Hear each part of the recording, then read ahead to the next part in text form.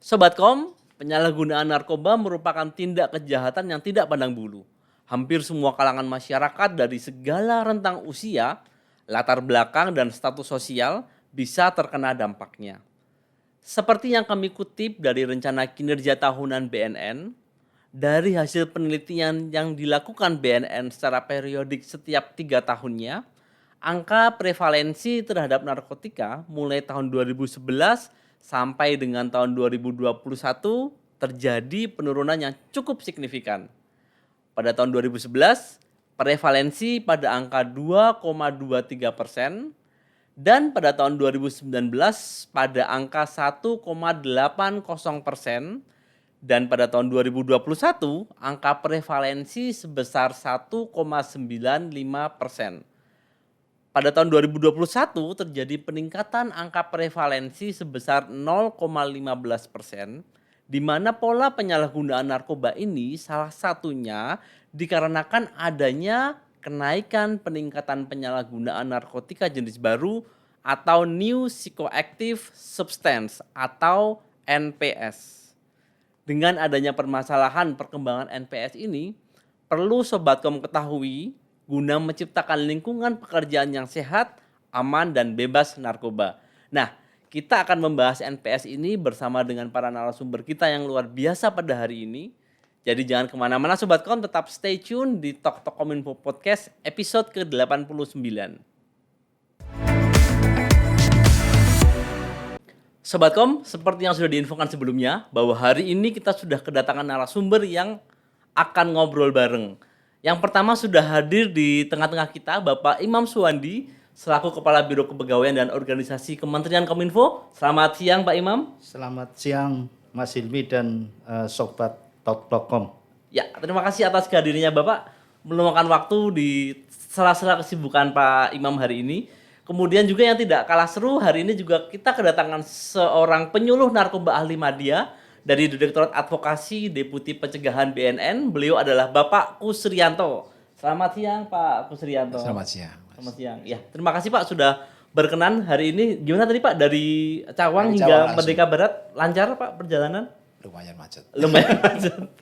Ya, terima kasih juga sudah menyempatkan waktu Bapak untuk bisa ngobrol bareng pada siang hari ini membahas mengenai isu yang sebenarnya sudah ada dari tahun 80-an ya Pak ya, 80-an, 70-an dan ya, tahun 70-an. Tahun 70-an ya Pak ya hingga sekarang ini. Cuman mungkin betul Pak. Jadi memang narkoba ini bukan hal baru sebenarnya di tengah-tengah masyarakat kita dan menjadi permasalahan yang mendasar sehingga kita sama-sama perlu untuk bisa membahas ini. Bukan untuk memberikan pengetahuan untuk mencoba ya, tapi untuk Sobatkom semua bisa aware dan mengenal bahaya-bahaya dari narkoba ini yang nanti akan banyak disampaikan oleh Pak Kusrianto dan juga Pak Imam Suwandi. Baik, kami akan langsung mulai Pak dengan pertanyaan pertama nih Pak untuk Pak Kusrianto yang sudah jauh-jauh dari Cawang nih Pak Kus. Jadi kita tentunya sudah mengenal Pak Kus beberapa jenis narkoba melalui media sosial maupun pemberitaan di televisi. Nah saat ini Pak Kus, apakah memang ada narkoba jenis baru Pak yang beredar di masyarakat Pak Kus? Di Indonesia. Di Indonesia terutama ya Pak. Indonesia itu kalau di seluruh dunia ada ribuan ya, tapi kalau di Indonesia ada sekitar 185 jenis ya, jenis baru. Terus 179 sudah diatur dan 6 jenis itu belum diatur oleh peraturan Menteri Kesehatan. Oh, oke. Jadi sebenarnya ada total 185 jenis ya Pak ya Sekitar 185. yang sudah diidentifikasi. Tahun itu hasil tahun berapa? 2022, 2023 mungkin sudah berkembang lagi. Gitu. Oh baik Pak. Kalau kita berbicara mengenai bentuk-bentuk narkoba Pak, sebenarnya apa saja sih Pak jenisnya Pak? Kalau dulu zaman SD kita tentu mengenal Sobatkom, dulu ada permen yang bolpen yang rasanya baunya manis, kemudian bisa membuat pusing. Itu apakah bentuk-bentuk narkoba sekarang ini seperti apa sih Pak? Apa perkembangannya Pak? Narkoba itu kan narkotika, psikotropika dan zat adiktif lainnya atau bahan adiktif lainnya banyak itu ya. Jadi narkotika ini ada yang jenis LSD atau lysergic deethylamide, dan apabila dia dicampur dengan zat-zat yang lain itu dia nempel di situ, bisa dikasih dengan dimodifikasi dengan aroma dan lain sebagainya. Tapi efeknya memang terhadap seseorang itu dia bisa adik atau kecanduan. Pertama kali mungkin dia pusing, tapi sering sering mencium, lama-lama dia adiksi, pengen mencium-cium terus gitu. Karena ada kepuasan saat dia berhubungan dengan bahan tersebut. Contohnya gini, tidak hanya penghapus ya, penghapus mungkin ya, Penghapus bukan ya, Pak. pensil ya. Ini kedengar nggak suaranya? Penghapus mungkin. Jadi penghapus itu ada pewanginya yang bikin orang itu pengen mencium, pengen mencium. Tapi sejauh mereka tidak adiksi ya bukan masalah. Tapi ada juga yang iseng-iseng, karena sekarang ini sasaran penyalahgunaan narkoba itu oleh bandar itu kan disasar dari anak-anak kecil yang masih SD sampai mereka sudah, sehingga nanti saat remaja itu mereka sudah menjadi pasar. Pasar narkoba itu kan pasar yang menjanjikan ya. Jadi banyak mereka yang tidak mempunyai pekerjaan dan sebagainya terjun di situ, dan mereka bermula biasanya jadi penyalahguna dulu. Karena bisnisnya menjanjikan bagi mereka para bandar. Tapi kita kan dituntut komitmen bahwa generasi ini harus kita jaga. Gitu. Jadi kita tidak boleh mengabaikan permasalahan seperti ini. Kalau kita berfokus pada keuntungan-keuntungan, ya tidak memikirkan bangsa kita ke depan, ya nanti akan terpuruklah bangsa kita ini, kan gitu. Lost generation, lost generasi. Gitu. Oke, Pak. Mungkin menyambut tadi dengan yang masalah mencium-mencium, Pak ya. Kalau dulu kan enak tuh Pak, ada asap Vespa biasanya Pak. Asap Vespa itu kan baunya enak nih Pak. Jadi itu nggak termasuk aditif ya Pak ya. Karena kelihatannya menyenangkan tapi tidak menimbulkan ketergantungan ya. Kalau narkoba kategorinya adalah dia menimbulkan ketergantungan ya Pak ya. Kecanduan Pak ya. Tentunya kalau kecanduan itu hal yang positif, tentunya nggak masalah ya Pak ya. Tetapi pasti kita pemerintah pasti melarang. Kenapa pemerintah melarang? Pasti ada permasalahan di situ yang menimbulkan aspek negatif ya Pak ya. Kecanduan dan aspek negatif. Berbicara tentang efek narkoba sendiri Pak Kus. Apa saja sih Pak efek-efek yang ditimbulkan, terutama efek negatif ya Pak ya? Kita masih meneruskan yang tadi ya, masih yang zat adiktif tadi ya. Zat adiktif yang ditimbulkan yang melalui pernapasan rata-rata berdampak pada saraf, susunan saraf kita. Sehingga seseorang yang mencium aroma tersebut, secara tidak sadar mereka terbawa halusinasi tapi lama-kelamaan sarafnya ini mereka rusak. Kasarannya sarafnya rusak lah. Melemahkan fungsi saraf, intinya gitu. Lemahnya fungsi saraf. Sehingga untuk berpikir mereka tidak bisa normal kembali. Lama-kelamaan mereka tidak bisa berpikir, jelasnya gitu. Gitu. Jadi tidak susah diajak ngomong, ya kan? Susah diajak, apalagi berpikir, diajak ngomong aja susah, tidak nyambung. Terus mereka tidak terkontrol perilakunya. Gitu. Nah ini yang dikhawatirkan kan. Berarti kan mereka kalau seperti anak yang lahir tidak normal, tidak bisa berbicara, yang bergantung pada orang tuanya itu seperti apa? Gitu. Kita kan bisa melihat anak-anak yang bukan anak-anak yang tidak normal, lahir tidak normal. Jadi diajak ngomong juga susah, dipacu untuk mengomong susah gitu. Nah, seperti itu. Mereka bisa ngomong, tapi diarahkan omongannya susah gitu kan. Gitu. Ini kan seperti kita ngomong dengan siapa gitu. Iya. Karena diajak ngomong berarti tidak nyambung ya Pak. Nggak nyambung ya, Pak, ya. Karena sarafnya udah terganggu. Gitu. Itu aja dulu. Itu yang terkait dengan narkoba yang lewat penapasan ya Pak, penapasan. Kemudian jenis yang lainnya Pak? Jenis yang lain, contohnya kalau ganja atau sabu ya, ganja dulu ya. Ganja dulu itu memang banyak itu remaja-remaja yang menggunakan itu, ya karena efeknya memang halusinasinya itu yang diambil. Ya. Halusinasinya diambil, tapi lama kelamaan mereka kan akan, karena itu dampaknya terhadap terhadap saraf juga itu ya, terhadap saraf, karena efek ini kan narkotika golongan 1 ini, terhadap saraf juga, terhadap daya tahan tubuh juga, ya daya tahan tubuh juga. Mereka karena salah satu yang kenapa kita supaya narkoba itu tidak tidak digunakan. Kalau sudah seseorang menggunakan narkoba itu lupa untuk kebutuhan yang lain. Kebutuhan misalnya nutrisi yang lain dalam tubuhnya sudah tercukupi oleh narkoba tersebut.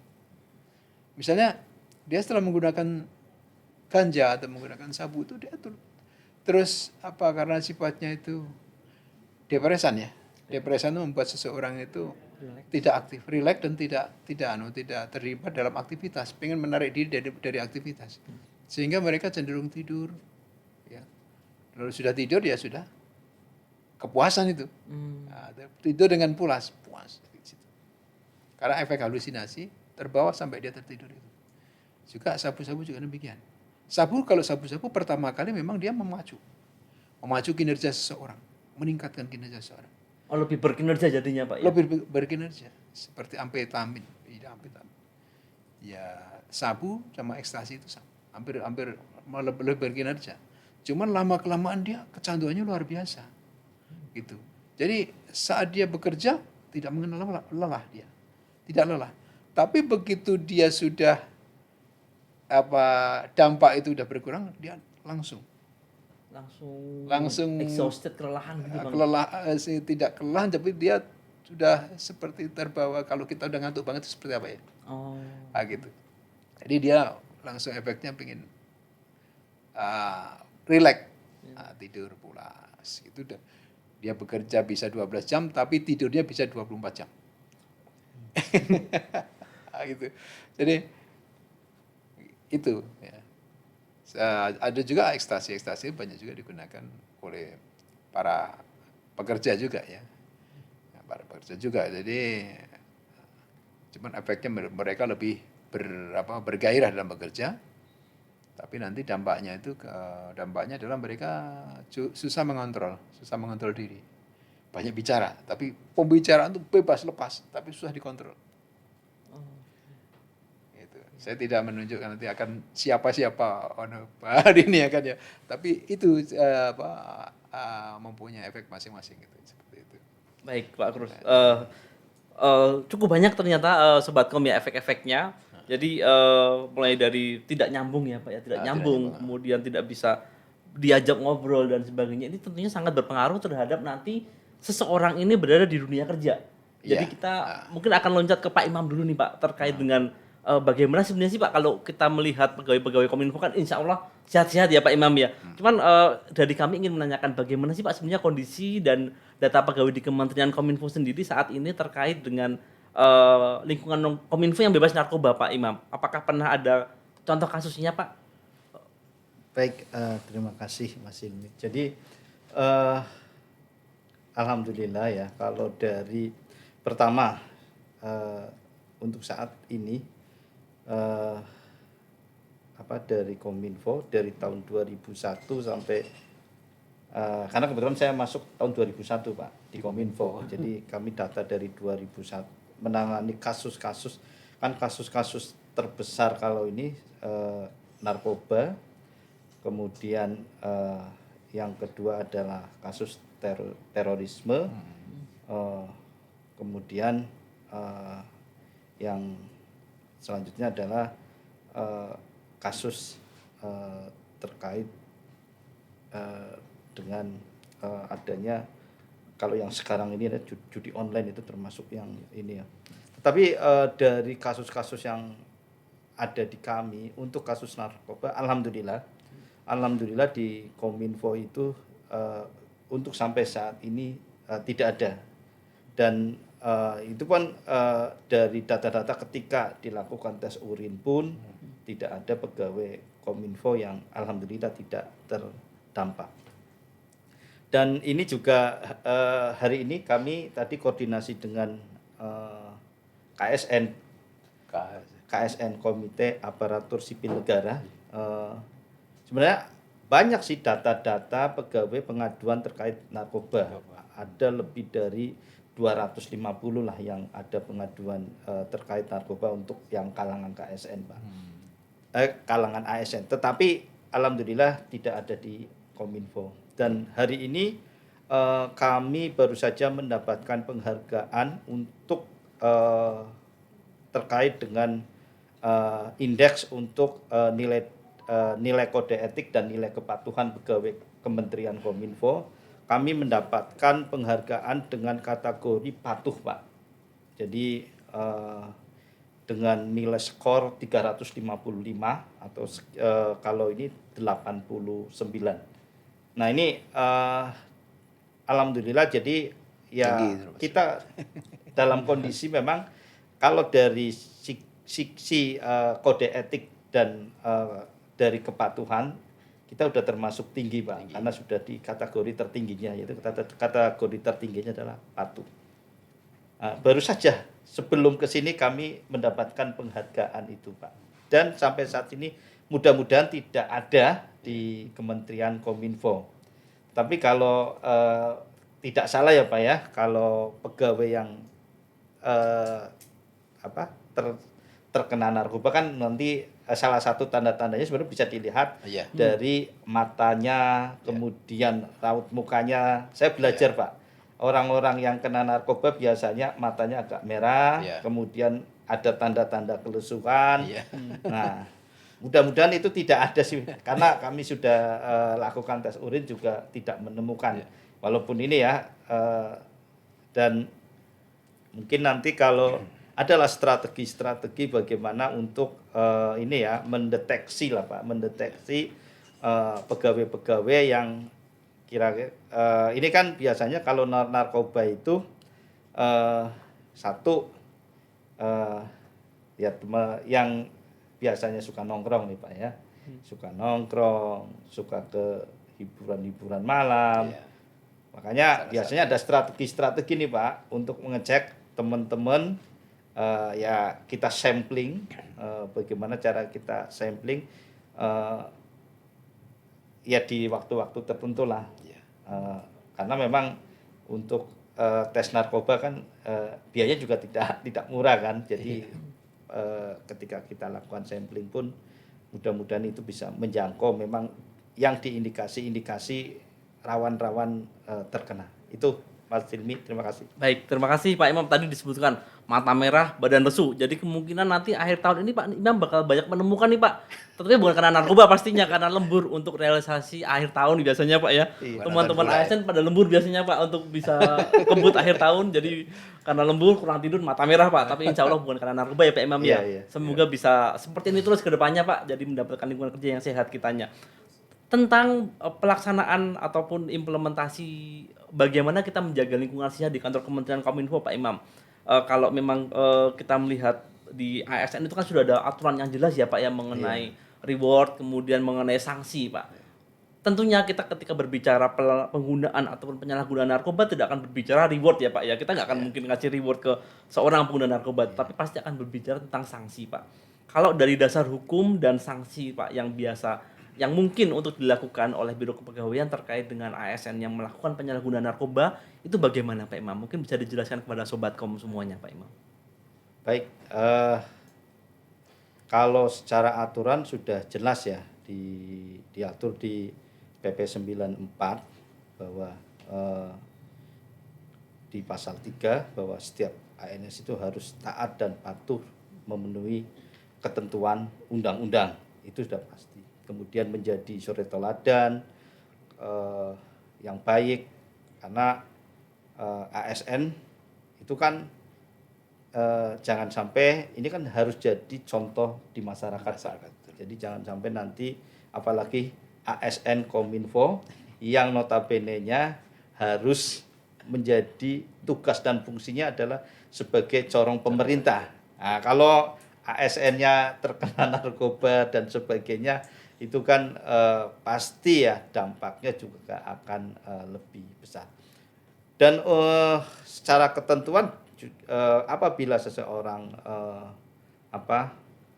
terkena, mudah-mudahan jangan ya, itu juga diatur bahwa hukuman untuk ASN tersebut adalah hukuman kelas berat, karena yang bersangkutan jelas pasti akan menjadi stigma, menjadi contoh yang tidak baik, dan ini membuat citra tidak hanya kementerian tetapi secara nasional apabila misalnya ada yang ketangkep pegawai Kominfo, nah itu kan otomatis ya ini menjadi mencoreng citra instansi kementerian yang notabene-nya akan berdampak buruk. Tapi kalaupun misalnya ada ya pasti nanti akan diproses secara ketentuan bahwa pasti akan dilakukan pemanggilan terhadap ASN tersebut, kemudian diklarifikasi. Nah, itu kalau belum sampai ranah pidana. Tetapi kalau sampai ranah pidana, ya nanti akan bicara tentang bagaimana pidananya. Nah, berapa hukumannya. Karena ini akan ada kaitannya kalau di berat sendiri pun kan ada beberapa macam kan, dan berat yang paling berat kan ada 3 kategori ya. Yang paling berat adalah diberhentikan dengan tidak hormat. Itu Mas Deni. Baik, terima kasih penjelasannya. Ngeri juga ya, Sobat Kom, jangan sampai diberhentikan dengan tidak hormat. Cicilan sayang, rumah belum lunas. Jadi teman-teman harus hati-hati Sobat Kom semua ya. Hindari itu ya Pak Imam ya pokoknya ya. Saya akan coba loncat ke Pak Kus dulu Pak. Iya, iya. Tadi disampaikan terkait dengan apa yang akan dilakukan dari sisi kepegawaian Pak Iya. Kus, dari Pak Karwai, Pak Imam Suwandi. Dari Pak Kus sendiri selaku dari BNN, Iya. kira-kira apa sih Pak sanksi kepada ASN yang memang terbukti sudah menggunakan narkoba Pak Kus? Sanksi ya sesuai dengan ketentuannya ada di kepegawaiannya. Jadi kalau yang ringan diturunkan pangkat, yang berat ya dipecat. Kalau dari BNN tidak ada apa ya Pak ya, regulasi tersendiri Pak mengenai bagaimana treatment kepada ASN yang melakukan penyalahgunaan narkoba ini Pak? Karena pelakuannya hampir secara umum, ASN secara umum ya. Jadi kalau jadi kita tidak menyimpang dari apa ketentuan yang dilakukan secara umum itu, ASN secara umum. Jadi regulasi yang secara internal kita memang acuannya kode etik tadi Pak. Kode etik ASN. Kode etik ASN kalau kita juga ada juga kode etik penyuluh narkoba. Kode etik penyuluh narkoba. Itu mengacu juga pada kode etik ASN. Baik Pak. Berarti kurang lebih sama ya hampir Pak ya? sama. Artinya dari sisi proses penegakan hukum dari ranah pidana akan ada sendiri, dari sisi kepegawaian juga akan ada sendiri ya Pak, Pak Imam ya Pak Kus ya, untuk penanganan terhadap ASN yang melakukan penyalahgunaan narkoba. Nah, berkaitan dengan aspek penanganan Pak, tentunya di BNN ada beberapa program ya Pak yang sifatnya pertama pencegahan dan yang kedua penanganan itu sendiri Pak, Pak Kus. Sebenarnya program-program yang dilakukan oleh BNN ini seperti apa sih Pak untuk mencegah penyalahgunaan ini Pak? Untuk pencegahan dulu ya. Untuk pencegahan. Untuk pencegahan dulu ya. Pencegahan dulu ini kan kita mengimplementasikan melalui program-program yang dilaksanakan oleh BNN. Jadi program-program yang dilaksanakan BNN ini melekat kepada seseorang, misalnya kita sebagai pegawai punya keluarga berarti sebagai kepala keluarga, ya kan, sebagai anggota masyarakat, makanya itu semuanya kita formula menjadi satu program. Ada program yang namanya ketahanan keluarga. Ketahanan keluarga kita mengacu begini. Para penyalahguna narkoba yang ada selama ini, yang kita kadang-kadang sering kita hadapi, ini permasalahannya kalau yang remaja ini adalah karena kurang harmonisnya hubungan dalam keluarga. Makanya perlu ada program namanya ketahanan keluarga. Bagaimana ada saling sapa di dalam lingkungan keluarga itu, saling kasih sayang dalam keluarga. Nah, peran orang tua, peran kepala keluarga sangat penting, sangat vital. Orang tua itu ya bapak dan ibu. Itu sangat penting untuk membentuk karakter anak yang ada dalam keluarga tersebut.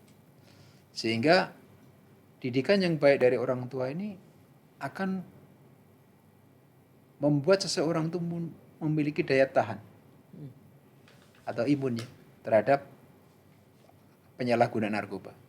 Dia akan menghindari penyalahgunaan narkoba itu karena imun yang daya tahan dalam dirinya, persepsi dirinya bahwa saya sepakat bahwa narkoba itu dari sisi manapun, sisi kesehatan tidak baik, sisi agama itu sangat dilarang. Nah ini udah terpatri dalam dirinya, sehingga anak ini sudah punya kekuatan dulu. Sudah dibekali dari keluarga dulu. Saat dia keluar, dia sudah orang tua sudah punya bekal ya Pak ya. Bukan punya bekal. Amanlah, merasa aman lah orang tua. Walaupun anak keluar, dia merasa aman. Karena dia akan keluar kemana dan pasti akan pulang, gitu kan. Jadi keluar kemana ini yang perlu diketahui oleh orang tua adalah saat kita punya anak berteman dengan siapa, kita tahu temannya siapa. Gitu ya. Jadi saat anak kita berkunjung ke teman, kita tahu temannya siapa. Dan bukan hanya temannya anak kita yang berkunjung ke teman saja, tapi teman itulah suruh berkunjung ke tempat kita. Suruh ngajak juga. Seandainya anak kita sering nginep ke rumah kawan, ya suruh anaknya itu sering kadang-kadang nginep juga tempat kita. Sehingga saling berkunjung itu membuat hubungan antara orang tua dengan kawan tersebut harmonis. Ya.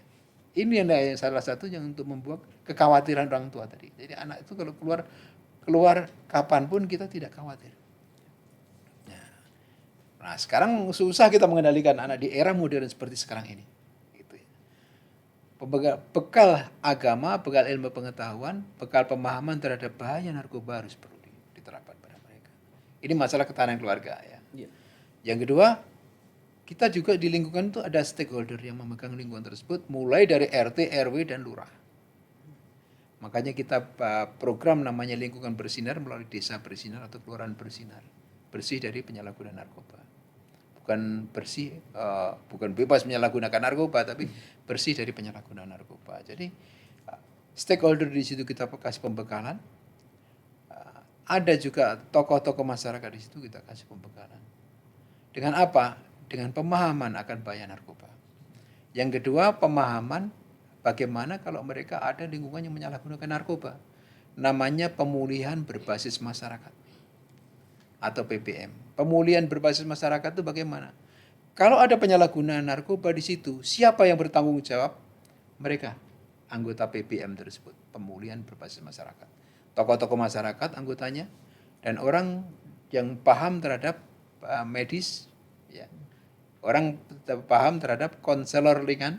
Nah, kita akan kasih pembekalan pada anggota PBM tersebut. Konselor ringan dan bagaimana mendekatkan mereka kepada masyarakat supaya mereka mantan-mantan pecandu itu yang ada itu dideteksi oleh anggota PBM tersebut, bisa dideteksi oleh masyarakat, ada diadukan pada anggota PBM tersebut, sehingga bisa dilaksanakan dengan konselor ringan. Konselor ringan selanjutnya mereka dirujuk ke BNN setempat. Ada BNN kabupaten atau kota di situ. Ada namanya klinik Pratama di BNN itu. Akan di konseling situ sejauh mana ketergantungannya. Kalau mereka udah benar-benar berat ketergantungannya dirujuk ke balai yang ada di kita. Kalau di kita yang di Jakarta ya Balai Besar Lido ya. Nah, itu kapasitasnya besar sekali, di atas 1.000. Ada 1.500 kalau nggak salah. Nah, di situ. Inilah program-program yang sifatnya tidak hanya memberikan edukasi melalui ceramah bahaya narkoba, tapi kita juga menggerakkan stakeholder dan keluarga yang ada di masyarakat itu. Atau untuk tangguh, keluarga yang kuat akan menghadapi penyalahgunaan narkoba yang sekarang sedang marak. Bagaimana? Nah itu. Jadi tidak mungkin, itu salah satunya ya. Terus yang keduanya, dari segi rehabilitasi tadi sudah saya sampaikan sekaligus ya tadi program kita tuh Rehabilitasi ya, ketiga, jadi Pak, ya? untuk ada untuk demand reduction-nya supaya seseorang itu tidak menyalahgunakan narkoba. Seseorang yang sudah menyalahgunakan narkoba itu bagaimana dia berhenti. Itu untuk aspek demand reduction. Ada juga aspek supply reduction. Supply reduction itu bagaimana persediaan narkoba itu tidak ada di lingkungan masyarakat itu. Jadi untuk potensi penyalahgunaan narkoba dengan supply reduction itu kita kurangi. Kita tekan dengan pemberantasan. Ada bandar, kita tangkap. Ada penyalahguna, kita rehabilitasi. Jadi kalau misalnya kita nangkap para penyalahguna, barang buktinya seberapa, kalau masih di ketentuan mereka penyalahguna, maka kita adakan rehabilitasi. Oke. Nah, tapi kan tidak cukup dari situ, sampai di situ. Dia dapat dari mana? Nah, kita carilah pengedarnya siapa. Gitu. Nah, itu sebenarnya yang jadi pertanyaan kita juga ya Pak ya, apalagi untuk diketahui masyarakat juga. Mungkin kita juga banyak mengikuti di media ya Pak Kos ya, ada beberapa tokoh ataupun figur masyarakat yang tertangkap menggunakan narkoba. Ya. Ada beberapa yang dipidanakan, ada beberapa yang direhabilitasi. Sebenarnya ketentuannya seperti apa sih Pak? Sampai sejauh mana seseorang itu masuk ranah pidana, sampai seberapa tingkat seseorang itu cukup direhabilitasi, Pak Kus? Iya, jadi kalau misalnya untuk masuk ranah pidana itu kalau apabila barang bukti untuk penggunaan ya sabu itu tidak lebih dari 1 gram. 1 gram. 1 gram itu misalnya seorang dites urin positif, barang buktinya ada sabu 1 gram. 1 gram itu masih ranah di asesmen dulu tapi ya. Oh, di asesmen Pak. Ada tim asesmen terpadu. Tim asesmen terpadu itu selain BNN ada dari Direktorat Narkoba, Kepolisian, ada Dinas Sosial, ada Kementerian Kesehatan, ada Kejaksaan dan Kumham, ada apa namanya? Ya, Kumham. Kumham ya Pak ya. Itu case untuk pengguna Pak. Kalau untuk pengedar nggak ada batasnya Pak ya. Itu nanti kan dari asesmen itu di asesmen itu akan ketahuan apa mereka itu pengguna atau sudah ranah pengedar. Itu nanti dari situ ketahuan. Misalnya dia pengguna barang bukti boleh 1 gram, tapi udah dipaket-paket, berarti statusnya ada pengedar itu. Mau diedarkan berarti kan gitu paketnya gitu. Jadi tujuannya untuk mencari keuntungan bisnis dari barang haram tersebut gitu. Kalau pengedar berarti udah auto pidana Pak ya? Pidana. Auto pidana. Sanksi hukum. Sanksi hukum. Baik. Nah, ini yang kita kenapa kita fokus pada assessment center untuk yang pengguna itu direhabilitasi. Mengingat sampai sekarang ini rata-rata tahanan di lapas itu 60% tahanan narkoba. Nah, kalau mereka tahanan narkoba itu hanya penyalahguna, gitu, bukan pengedar, di situ mereka tambah menjadi pecandu nanti, semakin berat nanti. Karena penyalahguna itu kalau sudah kumpul dengan para penyalahguna yang lain akan mencari sesuatu yang bisa untuk memuaskan dia lah. Saya seperti kita kelaparan itu mesti nyari makanan utamanya, nyari nasi lah gitu. Karena kecanduan itu Pak ya, candunya. Jadi candunya harus dihilangkan dengan rehabilitasi itu ya Pak ya. Betul sekali. Oke, baik. Tadi sudah dijelaskan banyak Pak Kus terkait dengan aspek pencegahan. Kalau dari sisi aspek penanganan sendiri seperti apa Pak? Penanganan penyalahgunaan ini Pak. Penanganan pecandu. Penanganan pecandu Pak. Jadi kalau sudah hasil asesmen mereka pecandu, otomatis kan kita rehabilitasi. Pertama kali rehabilitasi medis, ya kan? Untuk mengukur apa yang digunakan, tingkat berapa kali menggunakan, setiap jedanya berapa kali. Ini nanti akan kita tindak secara medis. Ya. Jadi akan kita lakukan jadi aspek pengurangan pengurangan penggunaan atau dari aspek pemutusan zat.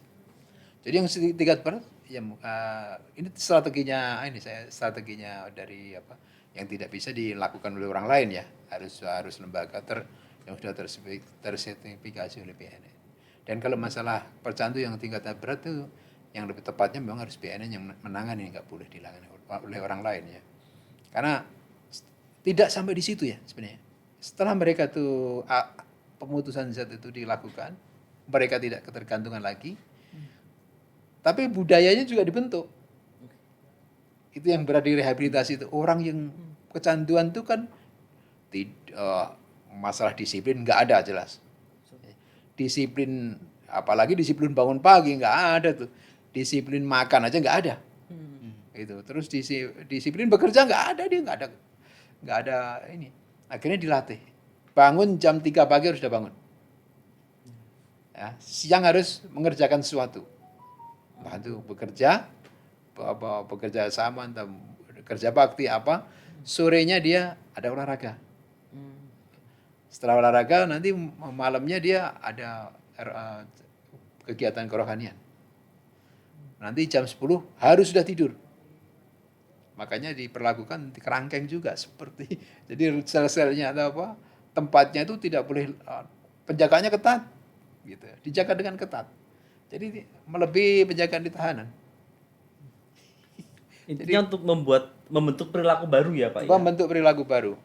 Dan apakah mereka nanti lama-kelamaan terbiasa, ada yang 3 bulan, ada yang sampai 6 bulan gitu kan. Ada yang 6 bulan, wah saya nggak percaya 6 bulan sudah sembuh gitu. Kadang-kadang kalau Pengen nambah itu bisa dengan Pak? orang rumahnya, Oh, orang rumahnya. apa istilahnya keluarganya kadang seperti kawan saya itu, adik saya itu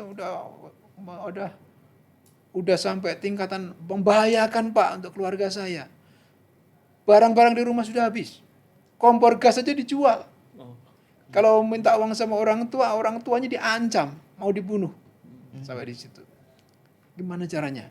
Ya sudah, saya hubungin ketua balai, kepala balai rehabilitasi. Ya sudah kalau gitu ajukan aja untuk direhabilitasi di Lido dengan permohonan dari orang tuanya dan keluarganya ya. Diajukan sana akhirnya direhabilitasi lah. Singkatnya direhabilitasi di Lido. Udah 6 bulan direhabilitasi, telepon lagi. Aku jangan dikeluarkan dulu kalau bisa minta perpanjangan. Saya tidak percaya dia masih suka bohong dan lain sebagainya. Mungkin dia khawatir dengan petugas-petugas kita mesti dia sudah merasa sudah siap dibohongin kalau dia sudah berperilaku baik itu main watak lah di sana. Dianggapnya seperti itu. Saya tanya, nanti kan kalau mau pulang itu keluarganya kan akan kita asesmen juga gitu. Iya. Jadi begitu keluar itu bukan hanya si pecandu itu yang kita asesmen, tapi keluarganya sudah di asesmen. Untuk siap menerima ini kembali sebagai orang yang baru dengan pola yang baru. Nah ini dengan pola yang baru. Tapi terkadang di keluarga yang berantakan, istilahnya yang sudah karena mereka itu jadi pecandu karena keluarganya, dia tidak mau pulang. Oh malah pengen di situ Pak ya? Dia pengen mengabdi di situ. Karena apa? Kalau saya pulang, Pak, saya nanti jadi pecandu lagi, Pak. Gitu. Sampai seperti itu. Berarti kan yang perlu dibenahi siapa? Lingkungannya. Ketahanan keluarga tadi ya Pak ya? Ketahanan keluarga Berarti kembali ketahanan keluarga tadi. Makanya saat mereka itu pulang kembali, keluarganya misalnya dari keluarga yang baik, untuk bisa diterima ke masyarakat lagi kan para pecandu ini rata-rata mereka kan antisosial ya. Penyalahguna narkoba itu kan antisosial. Yang perlu diketahui itu. Jadi dia itu tidak mau berinteraksi selain dengan lingkungannya sendiri, lingkungan penyalahguna. Dia takut ditangkap, takut rahasianya bocor dan lain sebagainya nanti dia mau menggunakan di mana dia ketahuan kan gitu. Dia nggak mau, pengen nyaman yang jelas. Makanya dia antisosial, selalu curiga dengan orang lain. Senyum aja orang lain tuh nggak membahas, curiga dia, menanggapinya dengan rasa curiga semua. Nah ini kita kembalikan karena masyarakat sudah tidak mau tahu dengan mereka, tidak mau dekat dengan mereka. Nah kita kembalikan kepada masyarakat supaya masyarakat itu mau menerima, gitu. Makanya ada tokoh masyarakat yang kita masukkan dalam program pemulihan berbasis masyarakat tadi untuk mengawal mereka kembali ke masyarakat sehingga dia bisa pulih, sudah pulih. Tapi juga berfungsi sosial gitu pada masyarakat. Oke.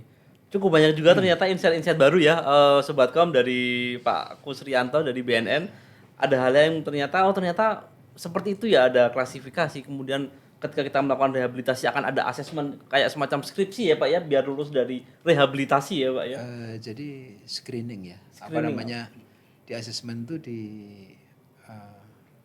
bukan dia lulus apa enggak itu bukan. Iya, bukan ya Pak ya. Tapi kita untuk mengetahui apa seseorang Sudah siap turun ke masyarakat atau belum Pak? Oh saat ini, iya. Ada apa sih? Dia itu sudah sembuh di asesmen, apa mereka tuh benar-benar sudah pulih. Ya, seperti tes kesehatan jiwa lah. Gitu. Kalau kita mau, misalnya kalau yang Bapak misalnya ASN, mau pendidikan biasanya ada tes itu kan, ada tes kesehatan jiwa, tes kesehatan, ada tes jiwa gitu. Siap. Terima kasih insight-nya juga di Pak Kus. Saya mungkin akan loncat ke Pak Imam dulu, ke Pak Kepala Biro Kepegawaian, Pak. Tadi disampaikan oleh Pak Kus bahayanya itu banyak sekali ya, Pak ya, dan ternyata rumit sekali bagaimana nanti penanganan orang yang sudah melakukan penyalahgunaan narkoba.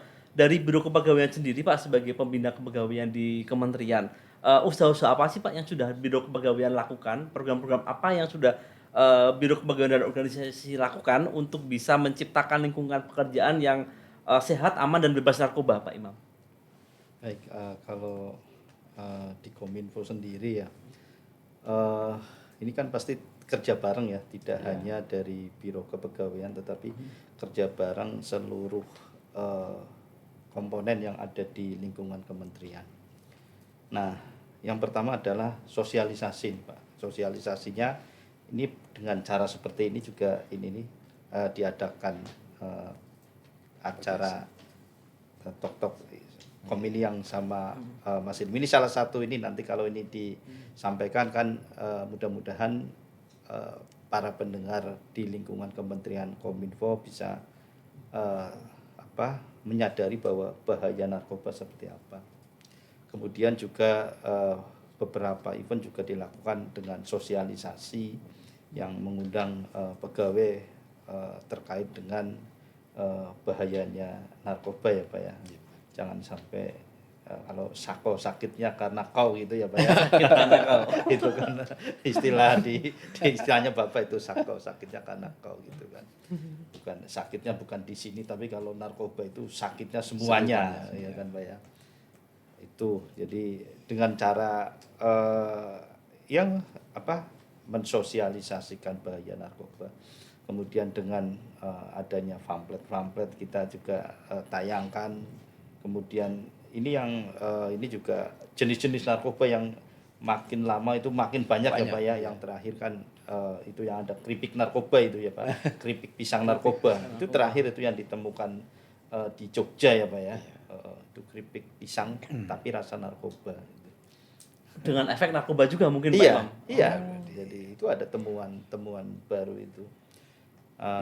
Kemudian dengan dibentuknya Satgas ya di lingkungan Kementerian Kominfo, mudah-mudahan Satgas ini bisa mengawal, tetapi jangan menangani. Kalau menangani berarti ada yang tertangani Pak. Tetapi bagaimana melakukan pencegahan sehingga para pegawai di lingkungan Kominfo tidak ada yang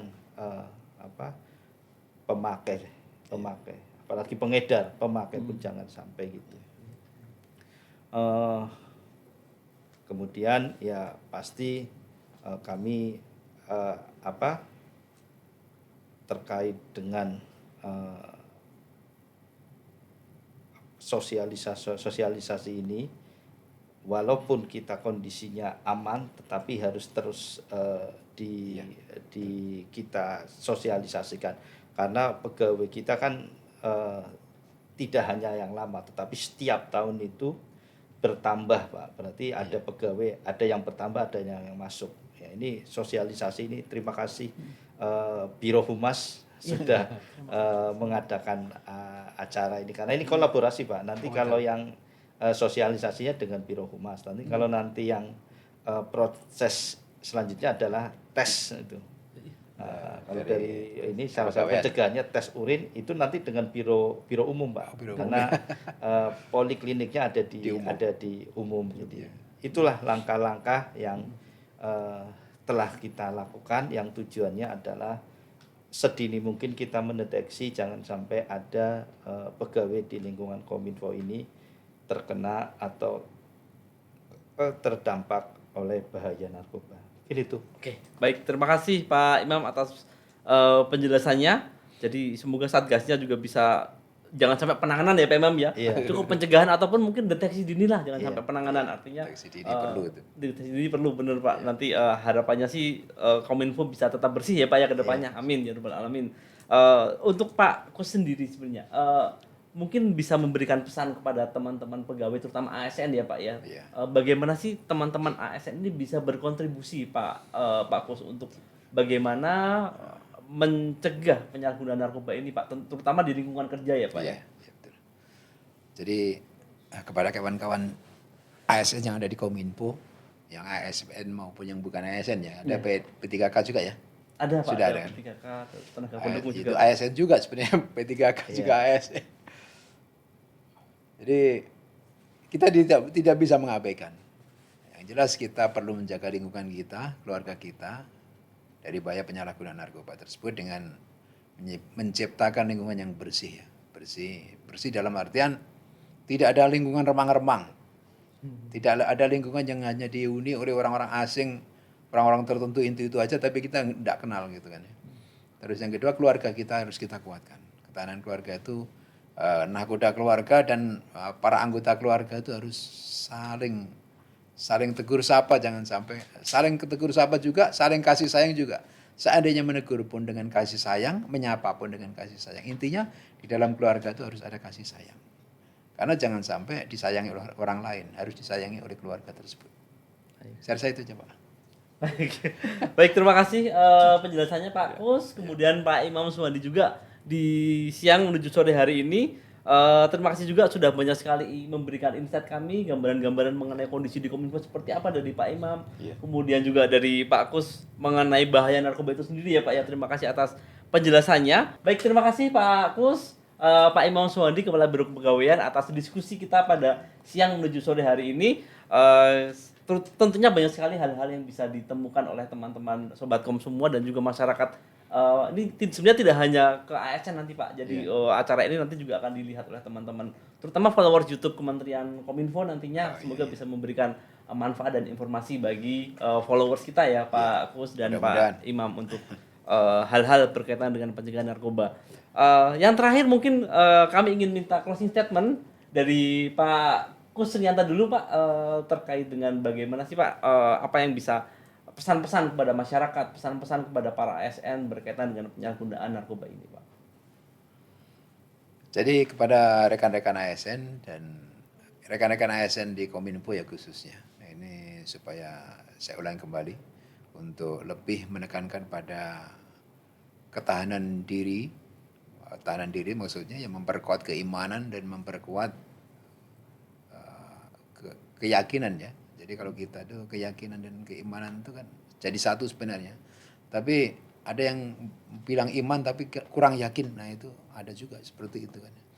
Seberapa tingkatan keimanan kita ya otomatis tingkatan keyakinan kita untuk memahami bahwa untuk mempercayai bahwa sesuatu yang tidak boleh tidak boleh digunakan dan jangan digunakan gitu. Karena yakin buktinya sudah ada. Kalau narkoba buktinya sudah ada. Kalau agama kan buktinya kita yakini gitu kan. Kita yakini bahwa itu akan terjadi. Yang kedua adalah ketahanan, ini masalah diri sendiri. Yang masalah dengan keluarga bahwa kita itu bagaimanapun mempunyai keluarga. Kalau misalnya kita bilang yang rugi kan diri saya sendiri. Orang lain kan tidak hanya bisa bilang tidak bisa bilang. Yang merasakan kan diri saya sendiri, duit saya sendiri. Iya, sekarang bisa bilang begitu. Tapi nanti kalau sudah kecanduan, yang rugi bukan kalian saja. Tapi yang rugi kalian, keluarga malu, dan Anda sudah menjadi ibarat sudah tidak berharga lagi di mata masyarakat maupun di mata keluarga. Nah inilah makanya cara menghargai diri sendiri adalah bagaimana kita menempatkan diri dengan mengelola diri kita itu sebaik-baiknya. Jauhi narkoba, jauhi pergaulan-pergaulan yang tidak perlu. Sekarang ini kan tidak hanya narkoba saja. Kegiatan-kegiatan yang tidak perlu, tayangan-tayangan yang tidak perlu. Ini Kominfo dengan riskan sekali. Nah ini saya rasa perlu dihindari. Kita mencari sesuatu yang bermanfaat. Kurangilah yang tidak bermanfaat. Itu aja. Baik, terima kasih Pak Kus atas pesan-pesannya. Last but not least Pak Imam, monggo Pak untuk pesan-pesan kepada teman-teman ASN. Iya. Untuk teman-teman ASN, khususnya yang di lingkungan Kementerian Kominfo. Pertama, narkoba adalah kejahatan luar biasa. Yang kalau kita ibaratkan kalau itu pohon, maka kalau narkoba itu adalah yang diserang adalah akarnya. Maka tadi yang dijelaskan Pak Agus, tidak hanya dirinya sendiri, tetapi seluruh komponen. Kalau pohon diserang akarnya, maka akan mati semua, Pak. Iya. Itu satu itu. Rontok daunnya. Jadi harus benar-benar kita jauhi dari kita dan keluarga kita. Yang kedua, kami dari Biro Kepegawaian juga meminta bantuan kepada kepala satker. Ibaratnya kalau kepala satker ini kan orang tua dari pegawai di lingkungan kerjanya. Kami mohon untuk bisa dipantau, kemudian secara terus-menerus bagaimana sih kegiatan para stafnya di lingkungan unit kerjanya, sehingga sekecil apapun bisa terpantau. Dan kami berharap dengan pemantauan dari para kepala satker ini akan menghindari para pegawai dari paling tidak sedini mungkin melakukan tindakan-tindakan preventif untuk mencegah terjadinya pegawai di lingkungan unit kerjanya terdampak oleh bahaya narkoba. Itu yang kedua. Kemudian yang ketiga, yang pasti mari kita ciptakan lingkungan kerja yang bersih, nyaman, penuh dengan suasana kekeluargaan. Itu saja, Mas Ilmi. Terima kasih. Terima kasih buat Sobatkom yang sudah setia menonton sampai akhir. Dan jangan lupa untuk subscribe YouTube channel Kemkominfo TV dan juga like setiap konten-konten di kanal-kanal media sosial Kementerian Kominfo. Saya Helmi Fajar dan seluruh tim Tok Tok Kominfo Podcast undur diri. Sampai jumpa di Tok Tok Kominfo Podcast edisi selanjutnya. Mari bersama berantas dan hindari penyalahgunaan narkoba untuk menciptakan lingkungan yang sehat, aman, dan bebas narkoba. Indonesia terkoneksi, makin digital, makin maju.